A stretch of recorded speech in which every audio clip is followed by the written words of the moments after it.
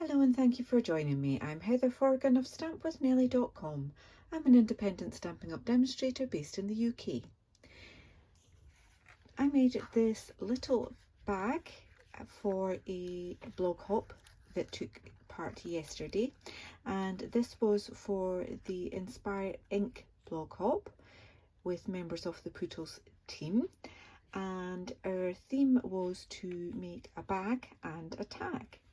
So I've made this cute little bag and just added a tiny little tag on it because these are going to be my place markers on my Christmas table this year. So I've got my H for Heather for that one, and I'm going to make another one and show you how I did that. So I've got a little bit of die cutting to do.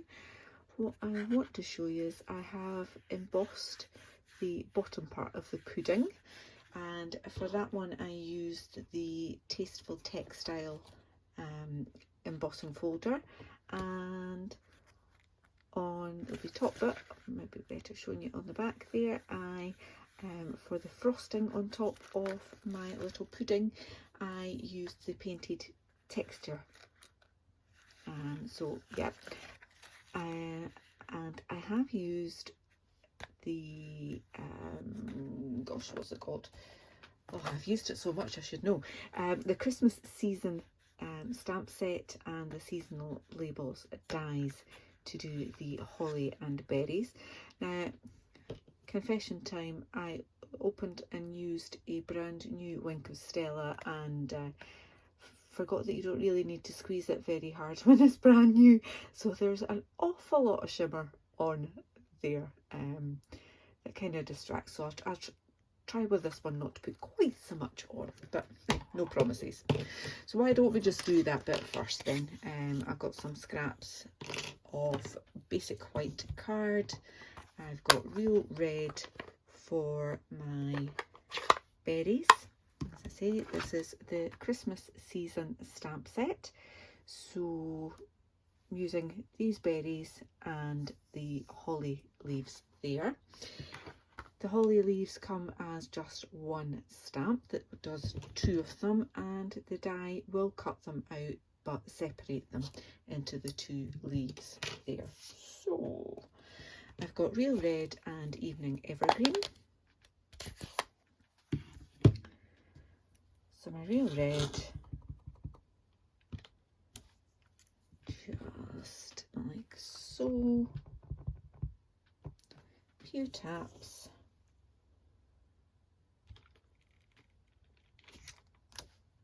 There we go. So that's all of the stamping. I've now got a fair bit of die cutting to do and a little bit of scoring. So this bit we'll come back to it. That just needs to be scored.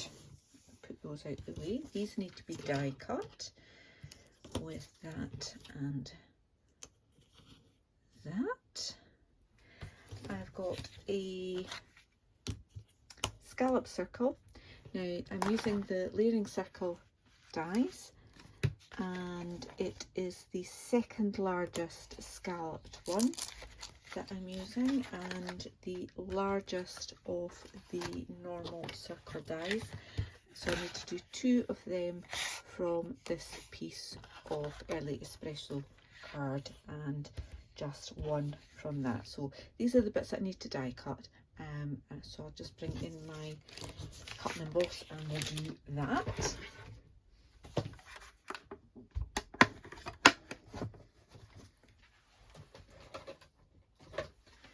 So I've got plate number 1. Then, because I'm die cutting, I've got plate number 2. And I've got plate number 3. And I've got a second plate number 3. So, just popping that on there. In fact, I'll do one of the bigger ones first. And there like that. And we'll just put that through. First of all, oops, that's moved.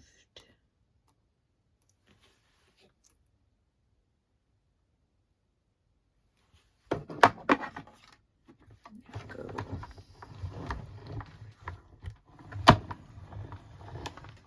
And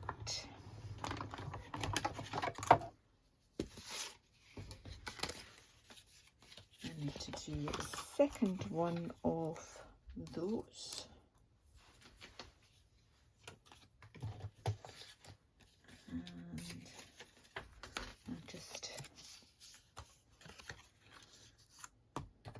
Do that.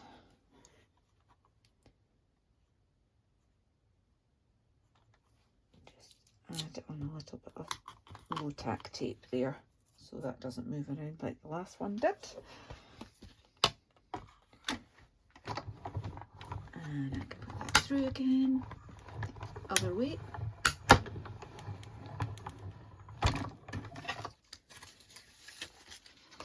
And the only other bit of die cutting I need to do is the scalloped circle.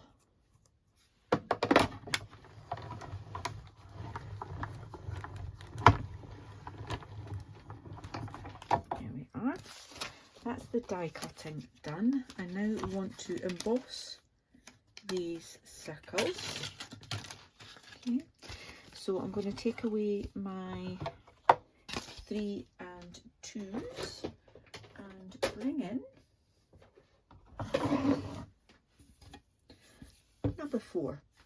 So the folders that I'm using are 3D folders, the painted texture for the white. So we just need that base, number 1, and our folder and number 4, and that will go through nice and easily, but give you that fabulous texture on that.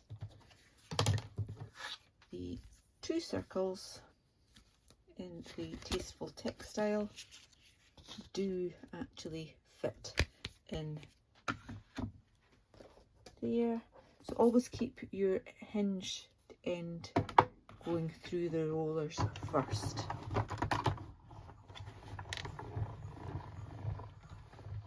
Sorry about the wobble.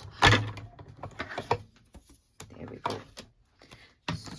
So let me just put this away.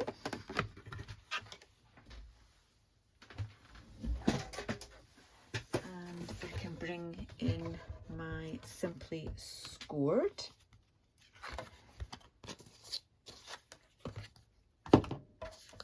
For these, I want to find the bit. I want to just do a score line at 1/2 inch on there. So just line it up into the corner, 1/2 inch. Straight down like so.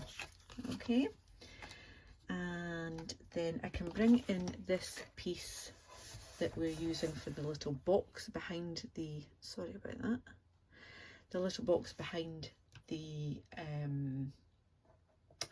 Christmas puddings. So this is 4 inches by 4 inches, and I want to score that at 1 inch and 3 inches. Turn it around and do 1.5. Sorry, I had to pause there because I had to sneeze. So yes, I've scored that at 1.5, and I want to do that at 2.5. So I've got 1.5 there, 1.5 there. Okay. You could obviously do this a different size, depending on what you wanted to put inside your little gift. Okay, so bone folder, snips and glue next.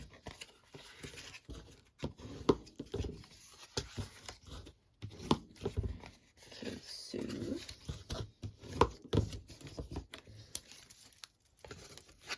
simply cut straight up those two score lines and then do a little chop in.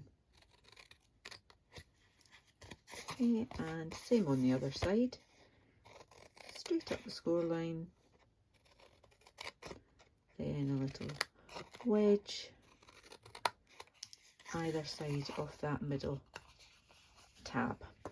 Okay. Now I also want to cut this in half. Oops. As I keep moving that because I've got a cable in, and just take the cable out, so hopefully I can stop doing it because it's really annoying for me. I can only imagine how annoying it is for you. So yeah, just want to cut that in half so we've got a bit for each side of the pudding. That I think is me done with my snips. Add some glue to that and then fold that around, lining up this edge here with that score there. Okay, nice and neat and tidy, and then do the same at the other side. So some glue on that and then fold that one over, lining up that edge with the bottom of your box, like so. Okay, so we've now got that half assembled, and before we do the rest, I've just got a scrap of real red ribbon. This is actually wider than the one that I used before, and it was just simply because that's what I happened to find in my scraps. So add some glue. This I think is 8 1/4, so that's the full width of a piece of A4 card. But if you don't have A4, it wouldn't need to be as long as 8 1/4. Your 8-inch card would be absolutely fine. Some glue again.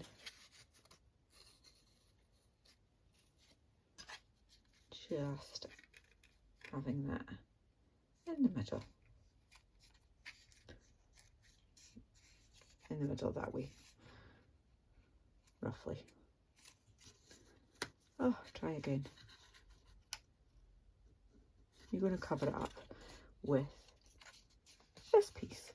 So glue on the inside of these two pieces and fold them around over to line up with that edge there. Okay, and then that one as well. Just press it in place, and that will keep your handle nice and secure. You can't see the join of the handle. You then want to fold along that score line on your circle. Add some glue to that, but add glue to the whole of that panel. Okay, so then that can go on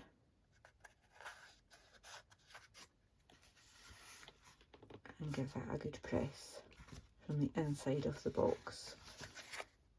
Alright, not quite got that right. Didn't get it right up to the score line. Give it a good press. Yeah. Same again, add glue to this piece and to this whole piece here.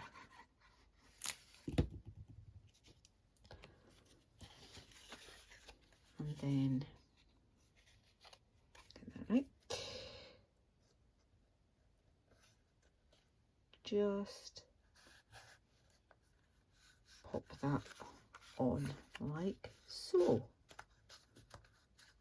Do you know what I forgot to do? I forgot to add the frosting, and it would be much easier to do it before I'd glued those bits. However, we are where we are. So I want to add glue on here, but not right up to the edge there. Let's just do this.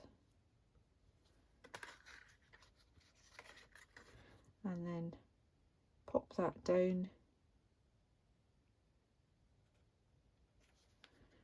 Want to make sure that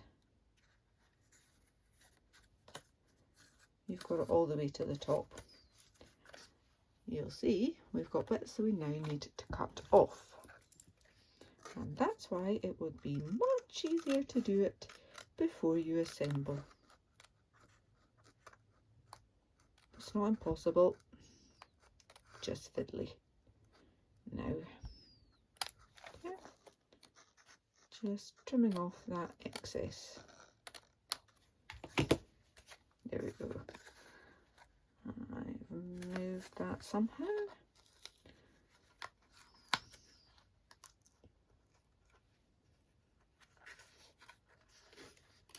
Not as neat as my other one. Definitely not as neat.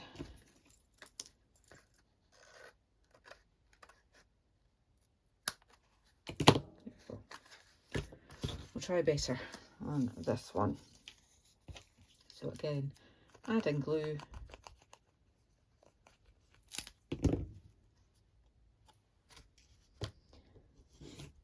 Pop that down there. And then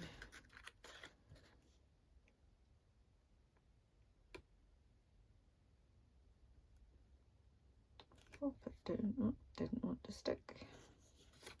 Oh, do you know what? I'm going to do it this way then this time. Just popping it on like so. As long as you've got it to the top, and then trim off that excess. And again, definitely easier to do that before you assemble. And easier to do. You don't have glue all over it as well. Okay. So what I would say is, if you make the same mistake as me and you leave it to dry so it doesn't move when you're trying to cut it as well, that would be even easier. So we've got our die cut. Just going to add some Wink of Stella. I'm not squeezing, but it's still got lots coming out. That's a bit better. And our berries, which did not cut very well because it moved, but by using the Wink of Stella you kind of disguise it a little bit. Just want to add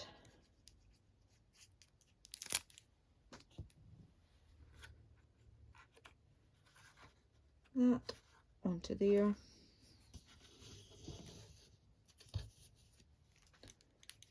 And this one onto here. And then finally adding on the berries. Like so. So that's the bag done. Can fill that with some sweeties of your choice. And now just for the tag. Now, as I said, I've made my one for the Christmas table. My husband's initial is G. It's Graham. And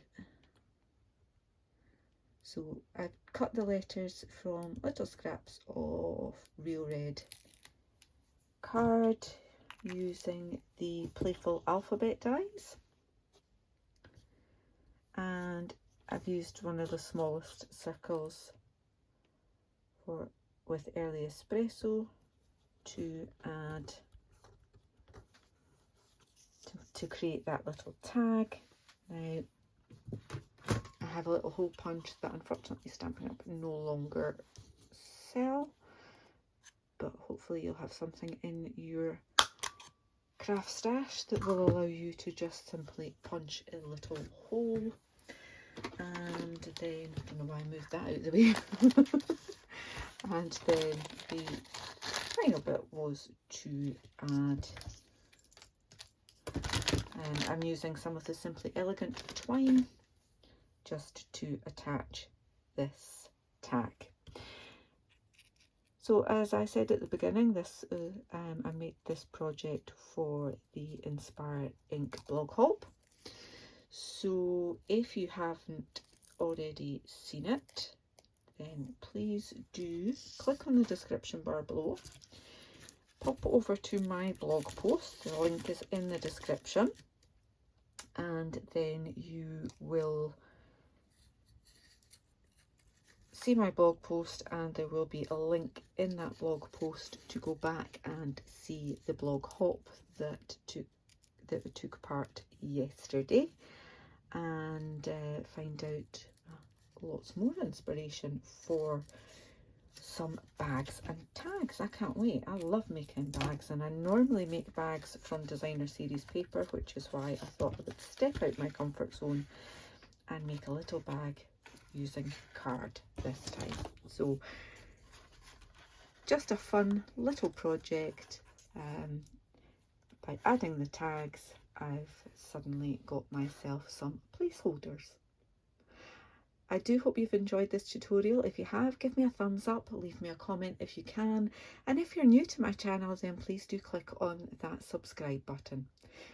Until the next time, take care. Bye bye.